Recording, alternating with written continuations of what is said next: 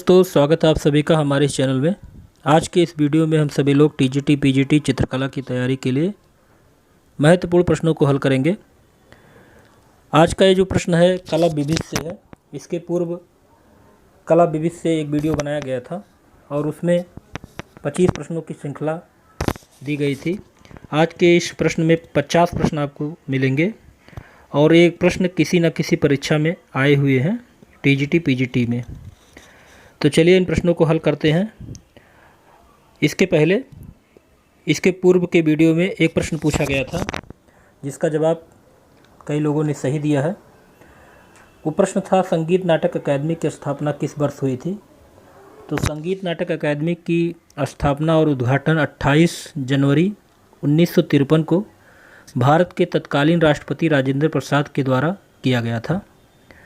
तो चलिए इस वीडियो के अंत में फिर आज आपसे एक प्रश्न पूछा जाएगा, उसका जवाब आप कमेंट बॉक्स पर दीजिएगा। आइए इस प्रश्नों को हल करते हैं। पहला प्रश्न है बिहू नृत्य कहाँ का है। तो इसका सही जवाब होगा ऑप्शन बी असम। बिहू नृत्य जो है वो असम का लोक नृत्य है।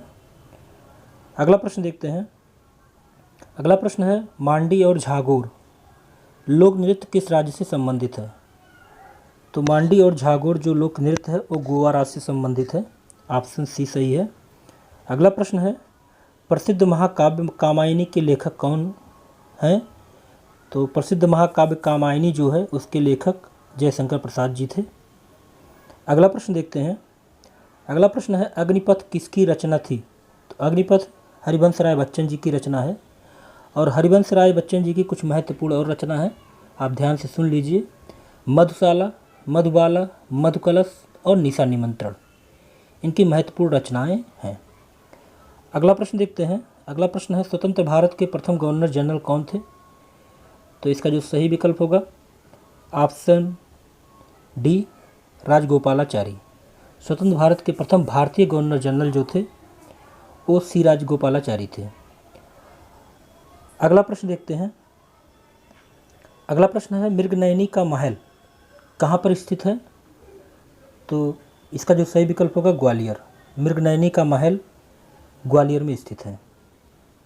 अगला प्रश्न है मूर्तियों पर आर्काइक मुस्कान कहाँ की मूर्तियों के लिए प्रसिद्ध है। तो इसका जो सही विकल्प होगा ऑप्शन ए ग्रीस। अगला प्रश्न देखते हैं। कोई नाम, चिन्ह या अन्य तरीका जो किसी कंपनी को उसे प्रयोग करने का न्यायिक एकाधिकार प्रदान करता है उसे क्या कहा जाता है। तो इसका जो सही विकल्प होगा ऑप्शन ए ट्रेडमार्क। अगला प्रश्न हनीबा टेराकोटा किस देश से संबंधित है।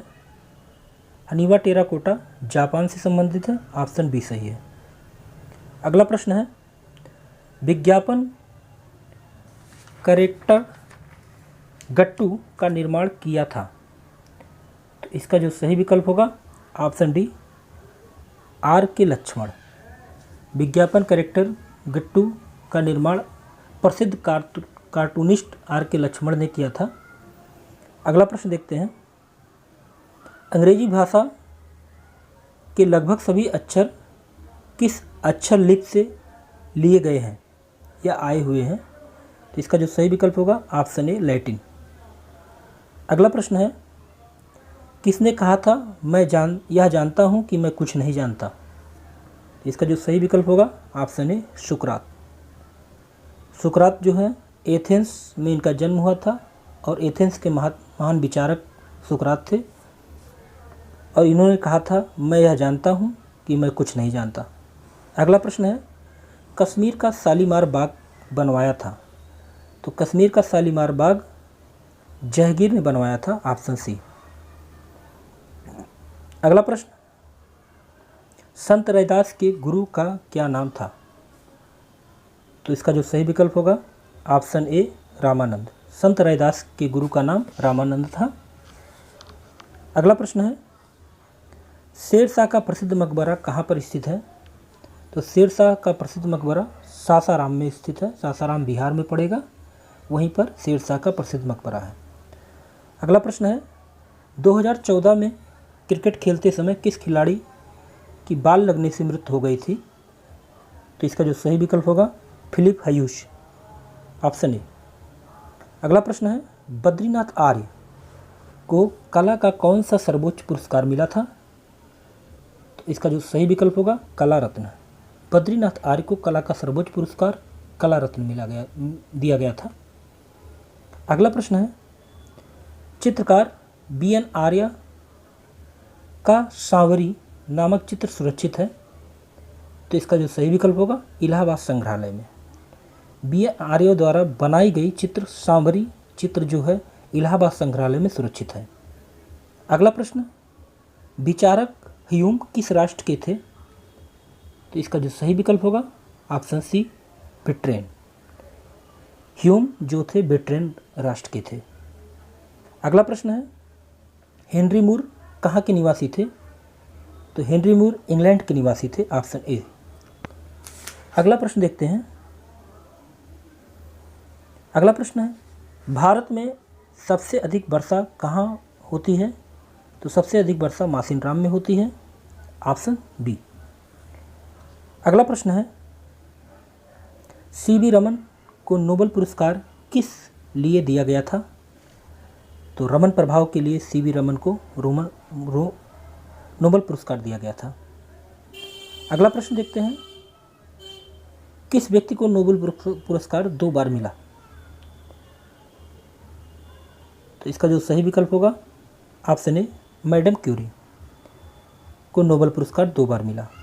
अगला प्रश्न है, अप्पू प्रतीक प्रतिनिधित्व करता है? तो एशियाई खेलों का प्रतिनिधित्व करता है। इसका जो ऑप्शन है वो ऑप्शन डी सही है, एशियाई खेलों का।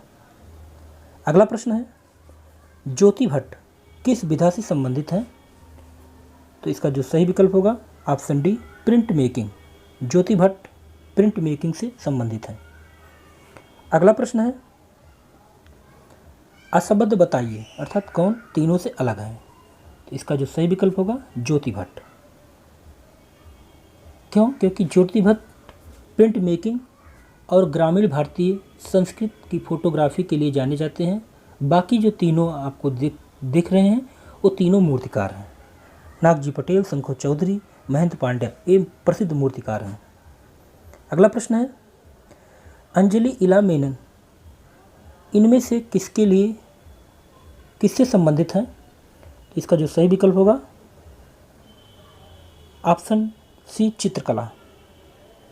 अगला प्रश्न है, अंजलि इला मेनन का जन्म स्थान क्या था?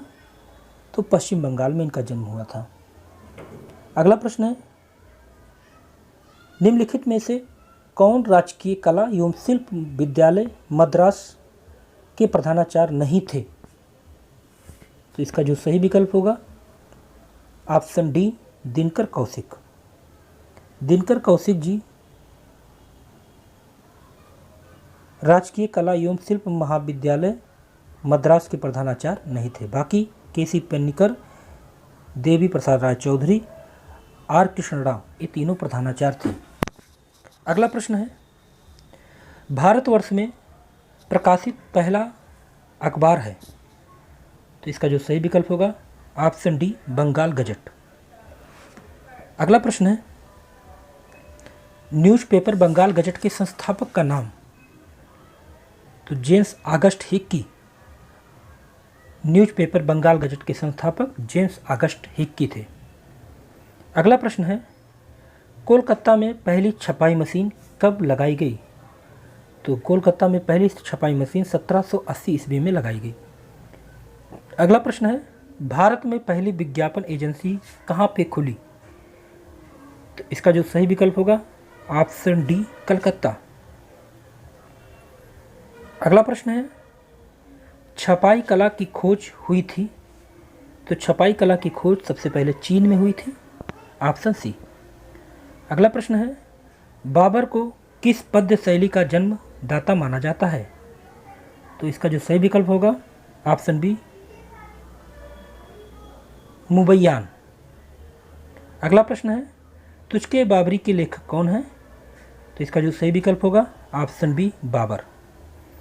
अगला प्रश्न है, कलमकारी का संबंध किस राज्य से है? तो इसका जो सही विकल्प होगा आंध्र प्रदेश। अगला प्रश्न है, कला के संदर्भ में कलम का पर्याय क्या है? तो इसका जो सही विकल्प होगा ऑप्शन सी शैली। अगला प्रश्न, बी कुंजमणि कौन है? तो इसका जो सही विकल्प होगा बांसुरी वादक। अगला प्रश्न है, एस बालचंद्रन किसके लिए प्रसिद्ध हैं? तो इसका जो सही विकल्प होगा ऑप्शन सी बीड़ा वादन के लिए। एस बालचंद्रन बीड़ा वादन के लिए प्रसिद्ध हैं। अगला प्रश्न है, रीनी धुमाल किस लिए प्रख्यात हैं? तो इनका जो सही विकल्प होगा पेंटिंग के लिए। रीनी धुमाल जो हैं पेंटिंग के लिए विख्यात हैं। अगला प्रश्न है, विवेकानंद रॉक टेम्पल कहाँ पर स्थित है? तो इसका जो सही विकल्प होगा ऑप्शन डी कन्याकुमारी। अगला प्रश्न है, चट्टान काटकर बनाया गया द्रौपदी रथ कहाँ पर स्थित है? तो इसका जो सही विकल्प होगा महाबलीपुरम। चट्टान काटकर बनाया गया द्रौपदी रथ मंदिर जो है महाबलीपुरम में स्थित है। अगला प्रश्न है, मूवेबल टाइप का आविष्कार कब हुआ था? तो इसका जो विकल्प होगा वो चारों में से कोई नहीं होगा, क्योंकि लगभग 1045 से 1058 ईस्वी तक मूवेबल टाइप का आविष्कार हुआ था। अगला प्रश्न देखते हैं, प्रथम भारतीय महिला अंतरिक्ष यात्री कौन थी? तो इसका जो सही विकल्प होगा ऑप्शन बी कल्पना चावला। अगला प्रश्न है, चाणक्य किस लिए प्रसिद्ध रहे? तो इसका ऑप्शन ए अर्थशास्त्र के लिए। मौर्य वंश के संस्थापक चंद्रगुप्त के प्रधानमंत्री चाणक्य जो हैं वो अर्थशास्त्र के लिए प्रसिद्ध हैं। अगला प्रश्न है, पृथ्वीराज कपूर क्या थे? तो इसका जो सही विकल्प होगा ऑप्शन डी अभिनेता। अगला प्रश्न है, 2.5 दिन का झोपड़ा कहाँ पर है? तो इसका जो सही विकल्प होगा ऑप्शन ए अजमेर। अगला प्रश्न है, मारियो मिरांडा है।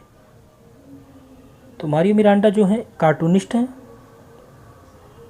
और इनका जन्म गोवा में हुआ था और इनकी मृत्यु 2011 में हो चुकी है, मारियो मिरांडा। अगला प्रश्न है और इस वीडियो का लास्ट प्रश्न है, राघव कनेरिया को किस रूप में जाना जाता है? तो राघव कनेरिया प्रसिद्ध मूर्तिकार के रूप में जाने जाते हैं और इनका जन्म 1936 गुजरात में हुआ था। तो आज का ये प्रश्न यहीं पर समाप्त होता है। अगले वीडियो में आपको इसी तरह के महत्वपूर्ण प्रश्नों को लेकर फिर मिलेंगे। तो आज का जो प्रश्न है वो प्रश्न है कि पारसियों का पवित्र ग्रंथ कौन सा है? आज का प्रश्न आप ध्यान से सुन लीजिए। पारसियों का पवित्र ग्रंथ क्या है? आप कमेंट बॉक्स पर ज़रूर बताइएगा इस प्रश्न का उत्तर। अगले वीडियो में फिर मिलते हैं, तब तक के लिए जय हिंद।